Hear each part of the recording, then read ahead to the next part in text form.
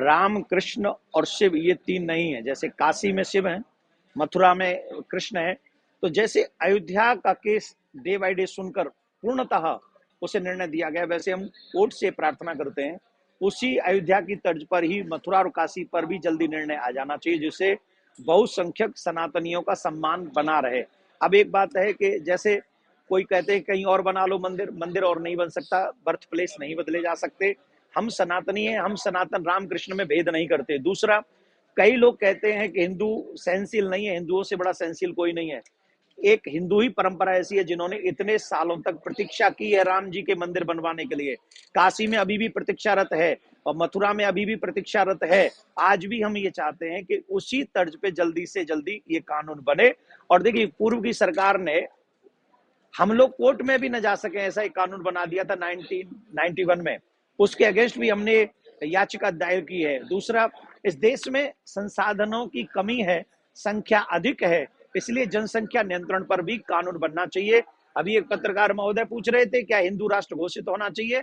अवश्य हिंदू राष्ट्र घोषित होना ही चाहिए, क्योंकि हिंदू राष्ट्र अगर सनातन परंपरा बची रही तो पूरी मानवता बची रहेगी। सनातन परंपरा ही ऐसी है जो सबका भला चाहती है, सर्वे भवन्तु सुखिनः सर्वे सन्तु निरामया। अगर अन्य लोग आ गए इस देश में तो ये न तो राष्ट्र ही बचेगा और ना ही ये संस्कृति बचेगी जिसको आज हम और आप सभी देख रहे हैं। तो मैं यही चाहता हूं कि हिंदू राष्ट्र भी घोषित हो, राम कृष्ण का मंदिर भी, शिव जी का मंदिर भी काशी में बने, और जनसंख्या नियंत्रण पर कानून होना चाहिए। हम दो हमारे दो सबके अच्छे हों। 42,000 बौद्ध धर्म अपना लिया, उनको क्या होगा? जी क्या? कुछ लोगों ने बौद्ध धर्म अपनाया, उनका क्या होगा? वो हमारे भाई हैं और व्यक्ति अपने मन से ही कोई ना कोई प्रयास करता है। हमारे भाई थे, हमारे भाई हैं, हमारे भाई रहेंगे। हम अपने भाइयों को गले लगा के रखेंगे। अगर हम लोगों से कोई बातें हुई होंगी तो हम उनसे चर्चा करेंगे और संभव जैसा भी हो सकेगा प्यार करेंगे उनसे।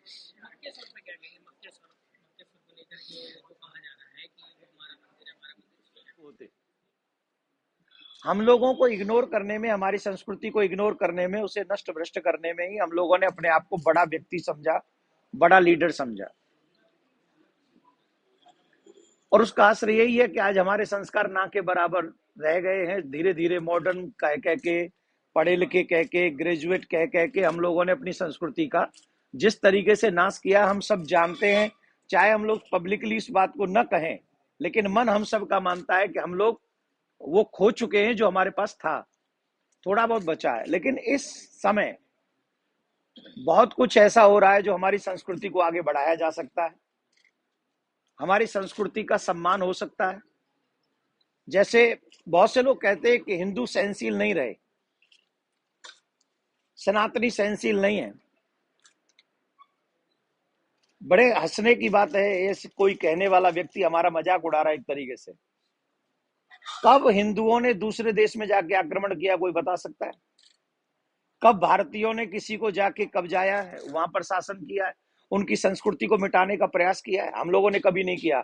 हमने तो देवालयों में, मंदिरों में, कथाओं में अगर प्रार्थना की है तो यही की है कि सर्वे भवन्तु सुखिनः सर्वे सन्तु निरामया, सब सुखी हों। सब में मतलब सब आ जाते हैं। लेकिन और हमसे कहा जाता है कि सहनशील नहीं है। अगर हम सहनशील नहीं होते तो इतने सालों से क्या हम लोग राम मंदिर के बनने का निर्णय प्रतीक्षा कर रहे होते? कितने सालों हम लोगों ने प्रतीक्षा की है, तब जाके राम मंदिर का निर्णय आया है। और हमारे भारत में, क्योंकि भारतीय जो सनातनी हैं वो संविधान में विश्वास रखते हैं। अभी भी आप देखेंगे ज्ञानवापी, जिसे मस्जिद कहकर, जहां हमारे शिव के, भगवान के तमाम चिन्ह प्राप्त हैं आज भी, उस जगह के लिए भी हम लोग कोर्ट में लड़ रहे हैं। भारतीय लड़ रहे हैं, सनातनी लड़ रहे हैं, मथुरा के लिए याचना कर रहे हैं। किस लिए लड़ रहे हैं? क्योंकि हमें संविधान पे विश्वास है। हमें कहीं ना कहीं ये मालूम है कि संविधान के तहत अगर जाएंगे, कानून के तहत जाएंगे तो हमारी बात सुनी जाएगी। और हम संविधान के तहत, जैसे अयोध्या में राम मंदिर बना, वैसे काशी में शिवमय होगा काशी, और मथुरा भी कृष्णमय होगा। तो हम आपके माध्यम से ये प्रार्थना करना चाहते हैं कि जिस तरीके से राम मंदिर को डे बाय डे सुनकर निर्णय दिया गया, वैसे ही डे बाय डे सुनवाई करके काशी ज्ञानवापी मंदिर पर भी डे बाय डे सुनवाई हो, वैसे ही मथुरा में भी डे बाय डे सुनवाई हो, और जो भी निर्णय कोर्ट करे उस निर्णय को शीघ्रता पूर्वक लागू किया जाए। दूसरा, पूर्व की सरकारों ने अपने निज स्वार्थ के कारण 91 में एक कानून ले आए कि राम मंदिर को छोड़कर वर्षिप 1991 आप सब जानते हैं, जिसके अगेंस्ट हमने सुप्रीम कोर्ट में याचिका भी डाली है, आप लोगों को मालूम होगा, नहीं तो ये प्रेस व्यक्ति भी है सब। अब ऐसे कैसे संभव है कि इस देश में एक समुदाय को ये कह, वो भी बहुसंख्यक समुदाय को ये कह दिया जाए कि आप इसके अलावा अपने झगड़े के लिए कोर्ट नहीं जा सकते? Is it possible? किसी को भी कोर्ट जाने से रोक देना ये संवैधानिक हनन है। हमारा फंडामेंटल राइट कहां है? अगर दो भाइयों में लड़ाई हो जाएगी तो किसके पास जाएंगे? ऑब्वियसली हम लोग कोर्ट में ही जाएंगे, और कोर्ट एक भाई के लिए कह दिया जाए नहीं आप कोर्ट नहीं जा सकते, तो निश्चित तौर पर हम लोगों का एक तरीके से हमको रोकने का प्रयास किया गया। दूसरा, कई लोग कहते हैं कि भाईचारा निभाओ, ऐसे नहीं बोलना चाहिए महाराज आप लोगों को। हमने तो आपके कानपुर में भी भाईचारा निभाने की कोशिश की थी, याद कीजिए जब हमने राम मंदिर के लिए यात्रा निकाली थी कि यहां से गंगा घाट तक हम लोग गए थे। हमने उस समय आप सबके सामने एक बात कही थी कि 3 जगह हमको दे दीजिए, अयोध्या, काशी और मथुरा, और 300 मस्जिद हमसे ले लीजिए अगर आप लोगों में से उस समय कोई रहा हो और उनको याद हो। तो ये बात हमने भाईचारा निभाने के लिए कही थी, लेकिन क्या भाईचारा निभाया गया? हमको सिर्फ चारा बनाया जाता है, भाईचारा हमारे साथ नहीं निभाया जाता है। हम लोग जैसे वो मक्का की जगह कहीं और जाके अपनी वो वर्शिप नहीं कर सकते, वैसे काशी, मथुरा, अयोध्या ये तीनों अलग नहीं है, ये तीनों एक ही हैं। तो भाईचारा निभाने के लिए सबको बराबर का हक मिलना चाहिए, दोनों तरफ से पहल होनी चाहिए, एक तरफ से नहीं होती है।